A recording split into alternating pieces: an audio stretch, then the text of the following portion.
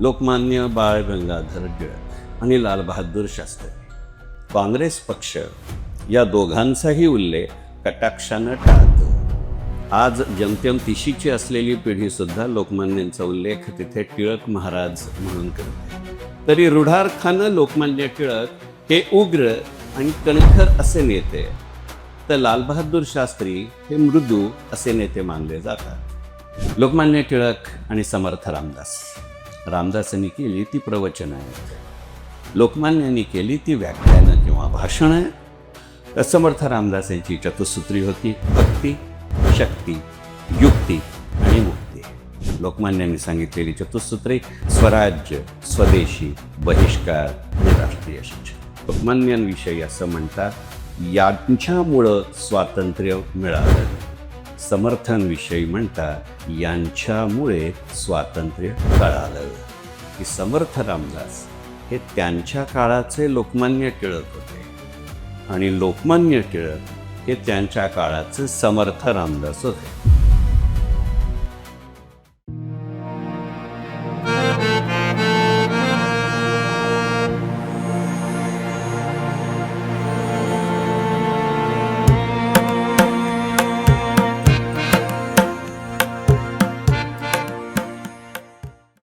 टिळक आणि रानडे एका व्यासपीठावर याची महाराष्ट्राला सवय आहे आणि या दोघांना एका व्यासपीठावर केवळ वाचनाचा मध्ये चाललाय अशातला भाग नाही. ही दोन्ही व्यक्तिमत्व ज्या एका पुस्तकाच्या व्यासपीठावर आली आहे, त्या पुस्तकातल्या काही भागांचं अभिवाचन करण्याचा मी प्रयत्न करणार आहे. आता मनोहर ओकांच्या कवितेसारखे माझे लेख आहेत का याची मला कल्पना नाही, पण कोबी आणि तुरडाळ एकत्र करून सुद्धा घेण्याची माझी आणि आयोजकांची इच्छा नाही. ते सांगण्याचं कारण असं की वाचक आणि त्याची संपूर्ण टीम आणि माझे सहअभिवाचक अमेय रानडे, त्यांच्या अनेक कार्यक्रमातले सहअभिवाचिका तपस्या वसंत नेळे, या सगळ्यांच्या उपस्थितीमध्ये अभिवाचन करताना माझ्यावरती दडपण आहे. जर भाषण करायचं असेल तर काही अडचण नसते, कारण मी काय बोलणार आहे हे मलाच माहिती नसतं, त्यामुळे तुम्हाला माहिती असण्याचा प्रश्न नसतो. कारण माझी दोन पद्धतीची अडचण आज आहे. अभिवाचन असल्यामुळे हातात कागद घेऊन बोलायचंय, ते मला उभ्या आयुष्यात कधी जमतं. आणि दुसरं म्हणजे अभिवाचन आणि त्याचं शूटिंग करायचं असल्यामुळे बसून बोलायचं, हेही मी उभ्या आयुष्यात कधी केलेलं. आणि अशा परिस्थितीमध्ये आजच्या आयोजकांनी केलेल्या सूचनेनुसार तौलनिक लोकमान्य या माझ्या पुस्तकाची किंवा पुस्तकाचं या काही लेखांचं मी अभिवाचन करणार आहे. सुरुवातीलाच स्पष्ट करतो की 18 सप्टेंबर 2025ला या पुस्तकाची पहिली आवृत्ती आली. पूर्ण 1000 प्रती काढल्या होत्या. त्याची दुसरी आवृत्ती आत्ता मागे गणेश जयंतीला आली. आणि ते तौलनिक लोकमान्य हे पुस्तक लिहिण्यामागची भूमिका असावी. कारण साधारणपणे मगाशी माझी ओळख करून दिली तसं माझं संपूर्ण करिअर भाषणाचं असेल किंवा व्यावसायिक नोकरीचं असेल, हे अर्थशास्त्राशी निगडीत आहे. आणि त्यामुळे एकदम तौलनिक लोकमान्य कुठनं आले, काय टिळक आडनावाची काही ग्रॅच्युटी वगैरे किंवा काही देतोय का असा प्रश्न येईल. परंतु नॅशनल पेन्शन सिस्टमचा राष्ट्रीय प्रमुख म्हणून काम करत असताना शेवटचे 10 वर्ष मी त्याचा राष्ट्रीय प्रमुख होतो माझ्या नोकरीच्या. आपल्या देशातल्या प्रत्येक राज्यामध्ये निदान 125 वेळा मी गेलो आणि आपल्या देशाच्या एकूण भूगोलाच्या निदान 80 ते 82% भाग मी पायी फिरलो. त्याच्यात जे काही भलेबुरे अनुभव यायचे ते घेतले, अगदी किडनॅप होण्यासकट. आणि त्यावेळेला आलेला एक अत्यंत महत्त्वाचा अनुभव म्हणजे लोकमान्य टिळकांचं नाव, आठवण आपण जितकी महाराष्ट्रात काढतो त्याच्या कितीतरी पट जास्त आठवण ही इतर राज्यात काढली जाते. एक गमतीचा किस्सा म्हणतो, गंमत असं नाही, आणि त्यातनं मला तौलनिक लोकमान्य लिहावं असं वाटलं. बंगाल म्हणल्यानंतर आपल्या डोळ्यासमोर कम्युनिस्ट राजवट आणि ममता दीदी येतात. आज जमतेम तिशीची असलेली पिढीसुद्धा लोकमान्यांचा उल्लेख तिथे टिळक महाराज म्हणून करते. माझ्या अनेक मीटिंगमुळे आणि तिथे अनेक वर्ष व्हिजिटिंग फॅकल्टी म्हणून काम केल्यामुळे जाधवपूर युनिव्हर्सिटी, की जे तिथल्या दंग्याचं सगळ्यात मोठं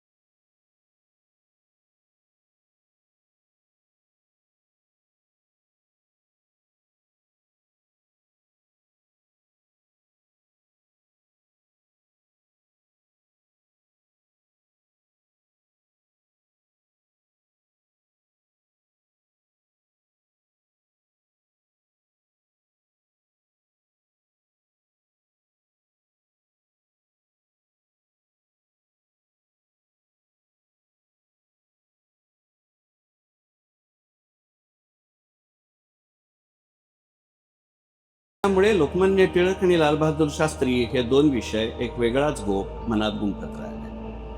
असे गोप गुंफले असताना सुरुवातीला चुकूनही वाटलं नव्हतं कधी की लोकमान्य टिळक आणि लालबहादूर शास्त्री अशी तुलना होऊ शकेल. कारण तुमच्या माझ्यासारख्या सर्वसामान्य भारतीय नागरिकांच्या मनात या दोन्ही नेत्यांबद्दल कमालीची आदराची भावना असली तरी रूढार्थानं लोकमान्य टिळक हे उग्र आणि कणखर असे नेते, तर लालबहादूर शास्त्री हे मृदू असे नेते मानले जातात. पण जसजसं लालबहादूर शास्त्री यांच्याबाबत जास्तीत जास्त वाचत गेलो तसतसं लक्षात यायला लागलं की लोकमान्य टिळक आणि लालबहादूर शास्त्री ही व्यक्तिमत्व वेगळीच आहेत. एकाच वेळी एकाच वृत्तीचे आणि त्याच वेळी पूर्णपणानं वेगळ्या प्रतलावरची अशी ही माणसं आहेत. लोकमान्य बाळ गंगाधर टिळक आणि लालबहादूर शास्त्री.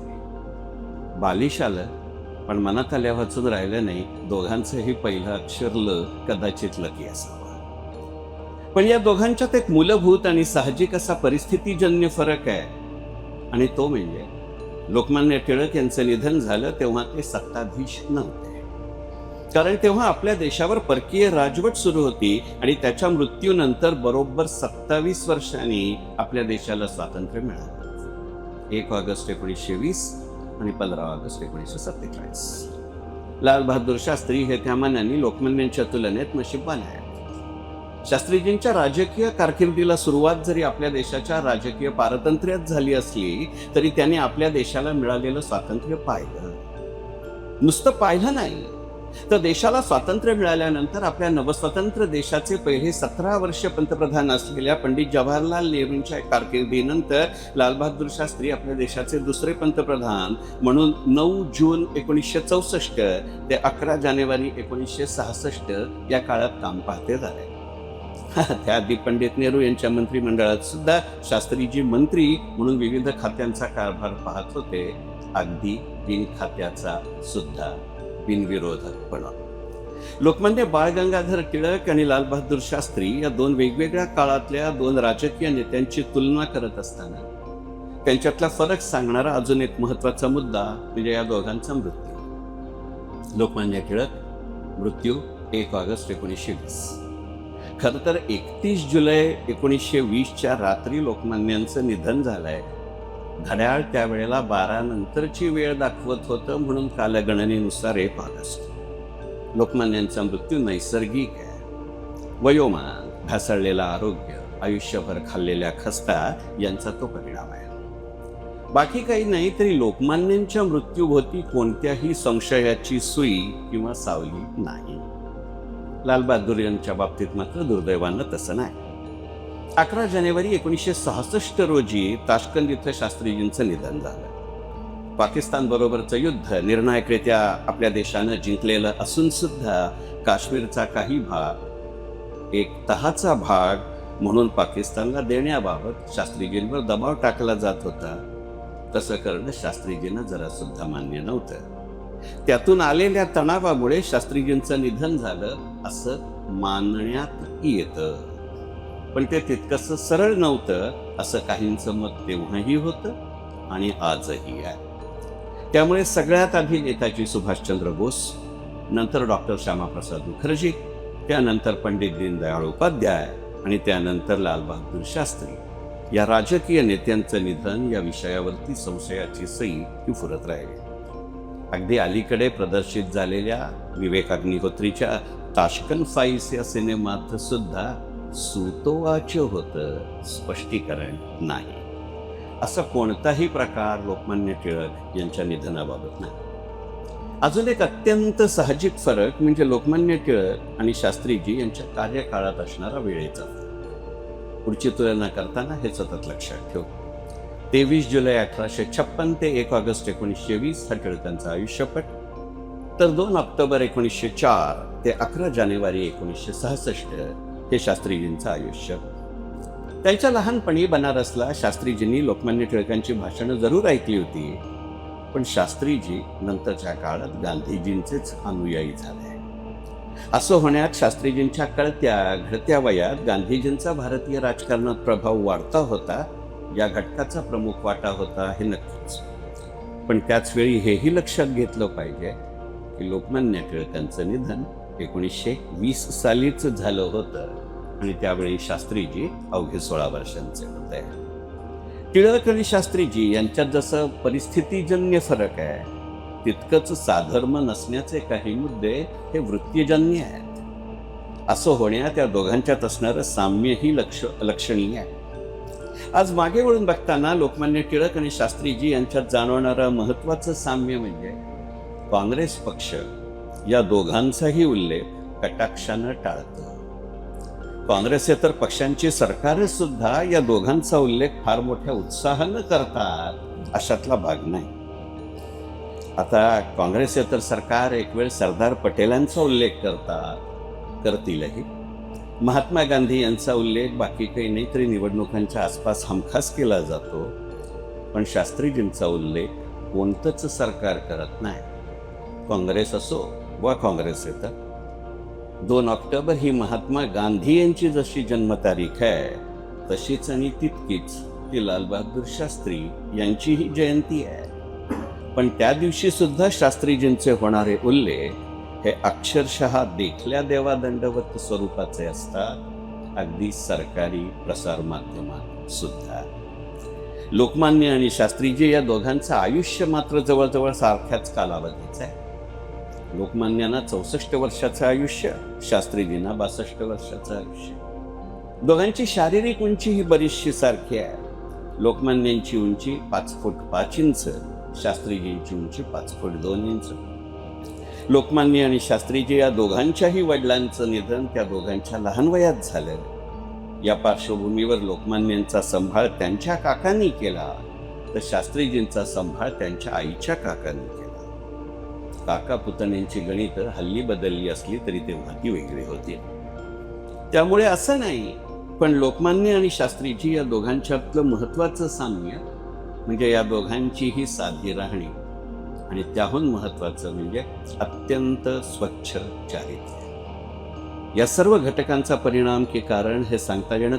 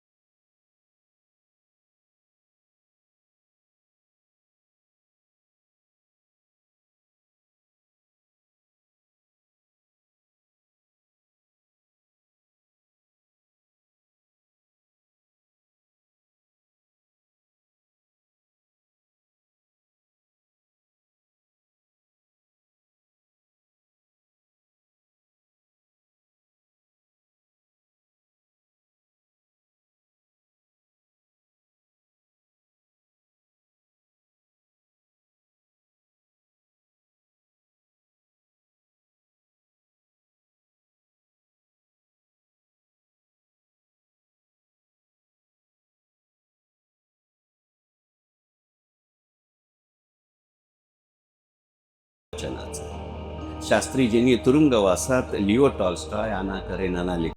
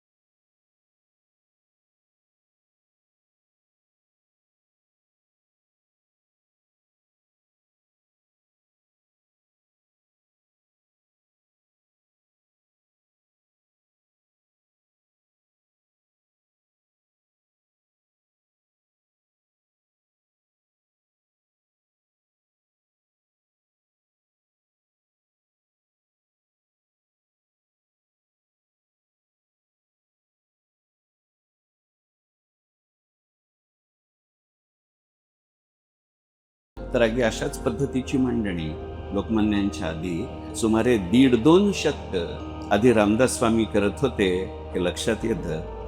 आणि याच पार्श्वभूमीवर हे प्रकरण लोकमान्य टिळक आणि समर्थ रामदास.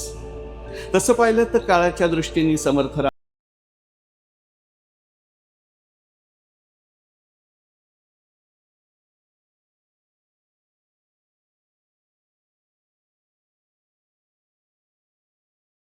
20 हा लोकमान्य टिळकांच्या आयुष्याचा कालखंड आहे. त्यामुळे असेल कदाचित. पण समर्थ रामदास आणि लोकमान्य टिळक असा एकत्र विचार करत असतात.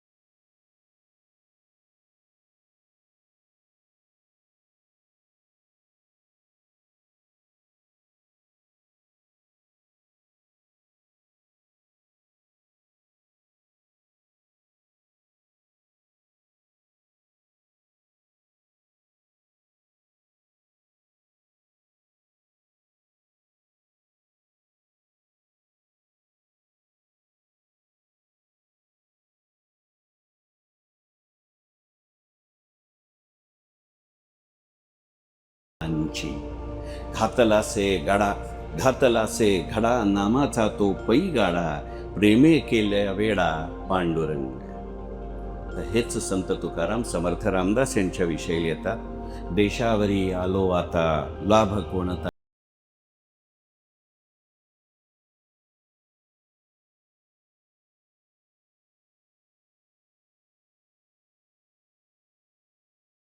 दुणावे तुका म्हणे श्रम केले, तितुके आले फळासे. संत तुकाराम आणि समर्थ रामदास यांचा काळ आणि छत्रपती शिवाजी महाराजांचा कालखंड एकच आहे. संत तुकाराम महाराजांनी छत्रपती शिवाजी महाराजांना सांगितलं, सद्गुरू श्री रामदासांचे भाषण, तेथे घाली मन चळू नको, धरू नको आस आमुची भूपाळा, रामदासी डोळा लावी आता. राया छत्रपती ऐकावे वचन, रामदासी ध्यान लावी वेगी. शरण असावे रामदासी लागी, नमन साष्टांगी घाली त्यास.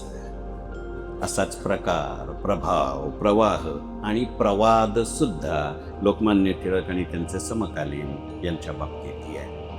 वेळेअभावी त्याच्या तपशिलात जात नाही. पण 22 जून 1897 मुळे जे प्रसिद्ध झाले त्या चाफेकर बंधूंच्या मृत्यूनंतरच्या एका पोवाड्यात आणि त्यांच्या नातलगांनी केलेल्या कीर्तनात या संपूर्ण प्रसंगांची लोकमान्यांशी घातलेली सांगड ही मुळात वाचण्याजोगी आहे. आता जरा थोडा वेगळा होता. समर्थ रामदास आणि लोकमान्य टिळक हे आजच्या परिभाषेत सांगायचे तर दोघंही पक्के व्हेंचर कॅपिटलिस्ट आहेत. विचारांची, आचारांची, संस्कारांची, संवादांची भांडवल उभारणी हे करतात. हरकत नसेल ती ही ओळखून लावायचं. विचारांची, आचारांची, संस्कारांची आणि संवादाची भांडवल उभारणी हे दोघंही करतात. त्यात गुंतून पडत नाही. एकदा कार्य उभारणी झाली की ते पुढच्या कार्याला मोकळे. अर्थकारणी लोकमान्य आणि अर्थकारणी रामदास हा त्यांच्यातला एक समान दुवा आहे. कदाचित माझ्या पुढच्या पुस्तकाचा तो विषय असेल, तो ट्रेलर आता देत नाही. निदान त्यांच्या काळात समर्थ रामदास वगळता इतर दुसऱ्या कोणत्याही संतांनी हा विचार केला नाही आणि स्वातंत्र्य योद्धा असलेल्या कोणत्याही राजकारण्यानंही केला नाही.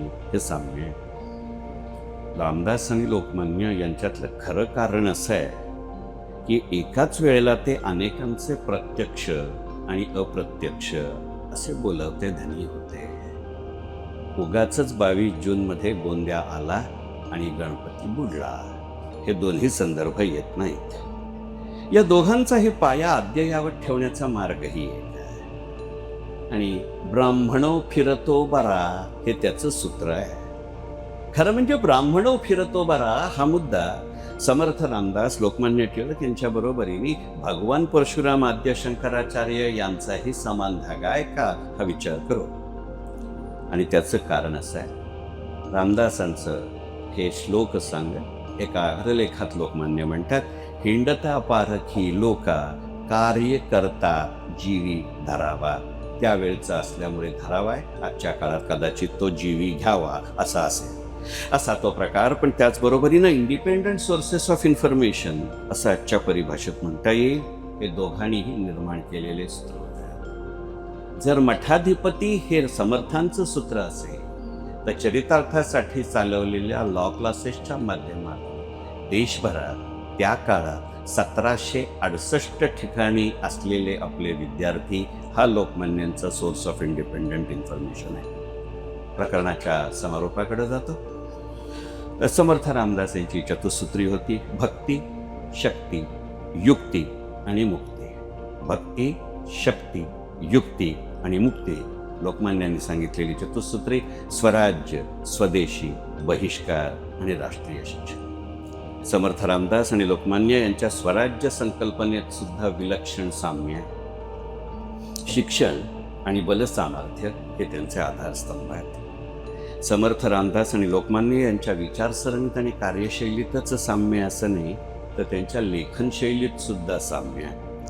हे दोघंही एरवी सहज सोपं लिहितात, पण त्या प्रत्येकाची एक साहित्यकृती त्याला अपवाद आहे. रामदासांचा आत्माराम 10 वाचल्याशिवाय कळत नाही आणि गीता रहस्याबद्दल वेगळी गणित नाही, ते रहस्यच आहे. पण जे गोविंद तळवलकर जसं लोकमान्यांच्या शैलीबद्दल म्हणतात ते कदाचित रामदासांबद्दलही म्हणता येईल. गोविंद तळवलकर त्यांच्या पुस्तकामध्ये टिळकांच्या लेखनशैलीबद्दल असं म्हणतात, लोकमान्यांची शैली म्हणजे पूर्णपणानं वेरूळ, अजिंठ्यासारखं कोरीव काम नाही. समर्थ रामदास लिहिणार पापी औरंग्या बुडाला. लोकमान्य संपूर्ण नचिकेळकरांचा अग्रलेख तेवढाच ठेवतात, वरचं शीर्षक बदलता, लिहितात टिळक सुटले.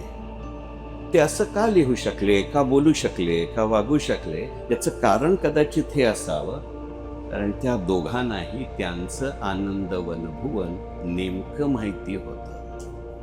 त्या प्रत्येकाचं आनंदवन भुवन वेगळं होतं. कारण रामदासांची कलम परंपरा ईश्वर दर्शन, टिळकांची कुल परंपरा गणित आणि संस्कृत, समर्थांचं मूळ नाव नारायण, पण त्यांचं प्रसिद्ध नाव समर्थ रामदास किंवा रामदास स्वामी. एक फरक मात्र सांगतो. सचिन नंदा यांनी अगदी अलीकडे इंग्लंडमध्ये डॉक्टर हेडगेवारांवरती पुस्तक केलेल्या पुस्तकात वारंवार लोकमान्यांचा आपलं समर्थ रामदासांचा केलेला उल्लेख हा स्वामी रामदास समर्थ असा आहे.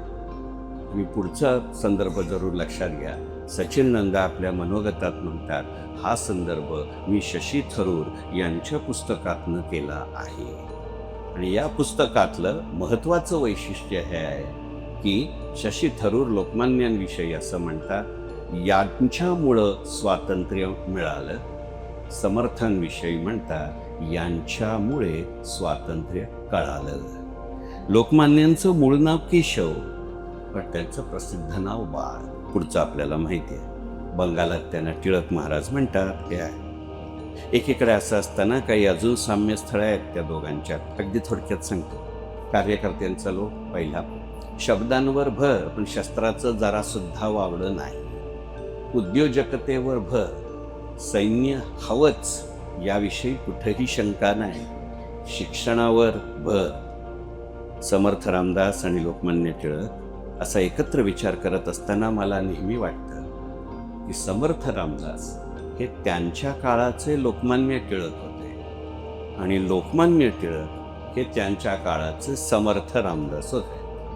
पहा ना, रामदासांनी लिहिलं अखंड सावध असावे, दुश्चित्त कदापि नसावे. आचरणात आणलं दोघांनी. रामदासांनी लिहिलं काही करावे, काही करवावे, काही विवरावे, काही विवरावे. केलं दोघांनी.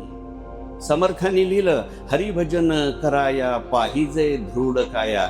गजानन महाराजांची पोथी वारंवार आठावी अशी ओळ, पण हे आचरणात आणलं दोघांनी. सरदेशांती इतकंच. समर्थांच्या काळात